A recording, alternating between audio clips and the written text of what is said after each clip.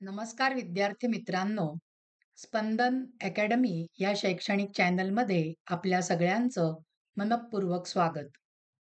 विद्यार्थी मित्रांनो, आज आपण इयत्ता 8वीच्या संस्कृतच्या पाठ्यपुस्तकातील विभक्तिमाला हा जो पद्यपाठ आहे, त्याच्या खालचा भाषाभ्यास समजावून घेणार आहोत. या विभक्तिमालेचा जो अर्थ आहे, तो अर्थ आपण समजावून घेतलेला आहे. आता आपल्याला बघायचा आहे तो म्हणजे भाषाभ्यास.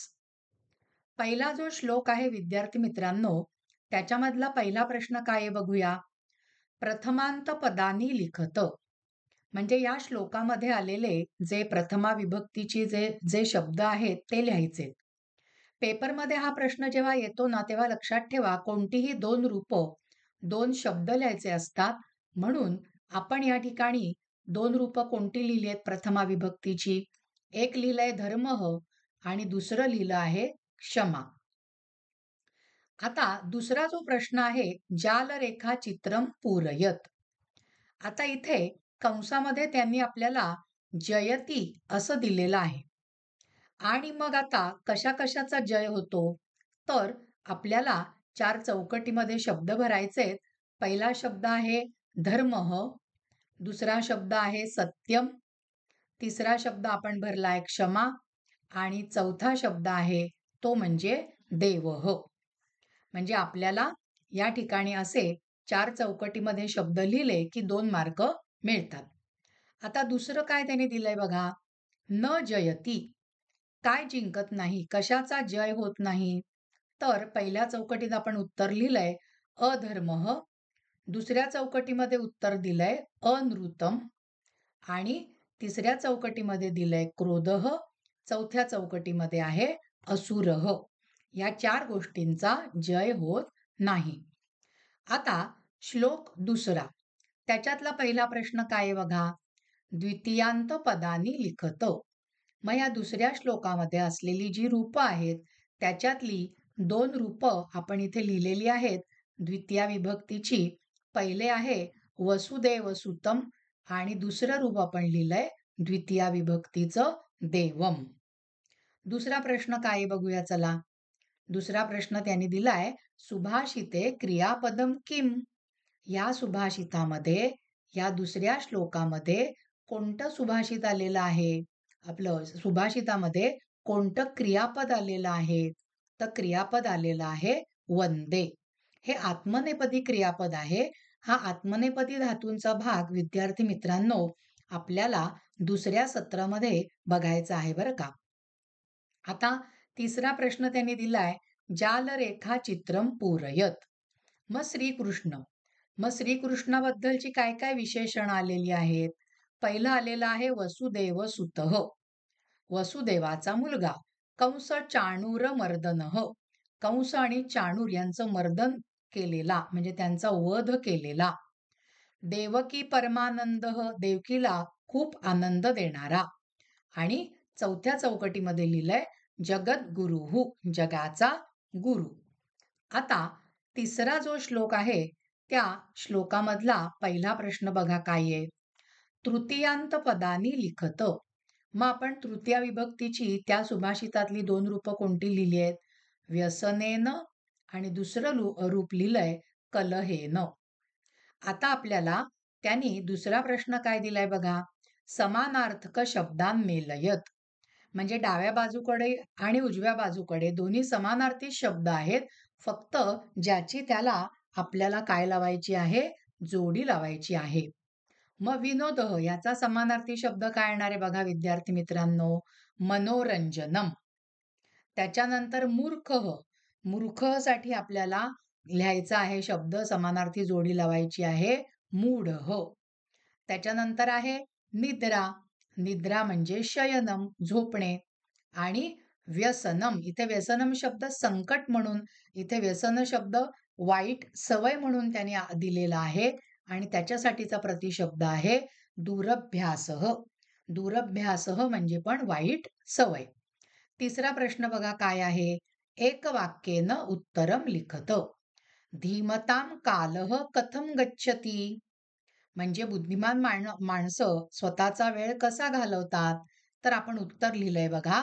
धीमतां कालः काव्यशास्त्र विनोदेन गच्छती. काव्यशास्त्र विनोदामध्ये जातो. दुसरा प्रश्न बघा. मूर्खाणां कालः कथं गच्छती. मूर्खांचा काळ कसा जातो? मग आपण उत्तर लिहिलेलं आहे.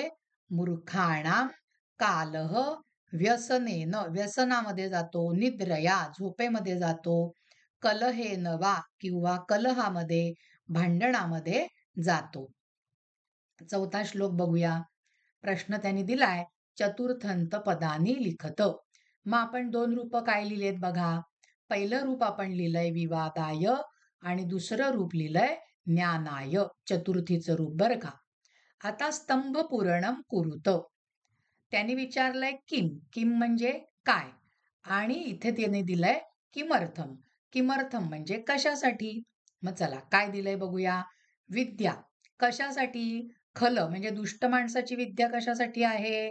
विवादाय म्हणजेच भांडण करण्यासाठी. पण या ठिकाणी सज्जनाची विद्या कशासाठी आहे. ज्ञानाय म्हणजेच ज्ञान देण्यासाठी. आता दुसरं त्यांनी विचारलंय धन. खल त्याची म्हणजे दुष्ट माणसाची कशासाठी वापरली जाते. मदाय म्हणजे उन्मत्तपणा दाखवण्यासाठी. आणि सज्जनांची दानाय दुसऱ्यांना मदत करण्यासाठी, दान करण्यासाठी वापरली जाते. शक्ती ही खलस्य त्याची कशासाठी वापरली जाते. परपीडनाय दुसऱ्याला त्रास देण्यासाठी. आणि सज्जनांची रक्षणाय दुसऱ्यांचं रक्षण करण्यासाठी. तिसरा प्रश्न दिलाय एक वाक्येन उत्तरम लिखत. त्याच्यातला पहिला प्रश्न बघा काय आहे. साधोहो विद्या किमर्थम भवती. साधोहो म्हणजे सज्जन माणसाची विद्या कशासाठी असते. मग आपण उत्तर काय लिहिलंय. साधोहो विद्या ज्ञानाय भवती. सज्जन पुरुषांची, सज्जन माणसांची विद्या ज्ञानासाठी असते. त्याच्यानंतर कस्य शक्तीही परपीडनाय भवती. कोणाची शक्ती दुसऱ्यांना त्रास देण्यासाठी असते. मग आपण उत्तर या ठिकाणी लिहिलंय. खलस्य शक्तीही परपीडनाय भवती. दुष्ट माणसाची शक्ती दुसऱ्यांना त्रास देण्यासाठी असते. आता आपल्याला जायचं आहे तो म्हणजे पाचवा श्लोक. विद्यार्थी मित्रांनो, पाचव्या श्लोकातला पहिला प्रश्न बघा. पंचम्यंत पदानी लिखत म्हणजे पंचमी विभक्तीची रूप लिहायची आहेत. मग आपण दोन रूप लिहिली आहेत. तैलात आणि नंतर लिहिलंय जलात. आता जालरेखाचित्र. जालरेखाचित्र मध्ये काय म्हटलंय त्यांनी. पुस्तक रक्षणम. कशापासून पुस्तक रक्षण ते या चार चौकटीत लिहायचंय. पण इथे त्यांनी एक चौकट भरून दिली आहे. मूर्ख असतात, मूर्खांच्या हातात देण्यापासून. त्याच्यानंतर तैलात. तैलात म्हणजे तेलापासून. जलात म्हणजे पाण्यापासून. आणि शिथिल बंधनात म्हणजे सैल बांधणीपासून पुस्तकाचं रक्षण करायचं. आता श्लोक क्रमांक 6. पहिला प्रश्न. षष्ठ्यंत पदानी लिखत. षष्ठी विभक्तीची दोन रूप लिहायची. मग आपण लिहिलंय नरस्य आणि नंतर लिहिलंय गुणस्य. आता जालरेखाचित्र. हे जालरेखाचित्र सगळी 2-2 मार्काला येतात विद्यार्थी मित्रांनो. काय म्हटलंय त्यांनी. आभरणम. बरोबर आहे. मग नराचं म्हणजे पुरुषाचं नरस्य त्याचं काय येणार आहे. पहिला शब्द रूपम. मग रूपस्यचं काय येणार आहे. रूपस्यचं येणार आहे गुणः. मग गुणस्यचं काय येणार आहे. ज्ञानम. आणि ज्ञानस्यचं काय येणार आहे ते म्हणजे क्षमा. असे 4 चौकटीमध्ये उत्तर लिहिली की आपल्याला 2 मार्क मिळतात.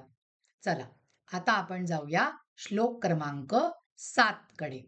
पहिला प्रश्न त्याने दिलाय सप्तप्यंत पदानी लिखत. म्हणजे सप्तमी विभक्तीची दोन रूप लिहा. व्यसने आणि आपण दुसरं रूप लिहिलंय विनये. आता दुसरा प्रश्न आहे स्तंभ पूरणम कुरुत. परीक्षा.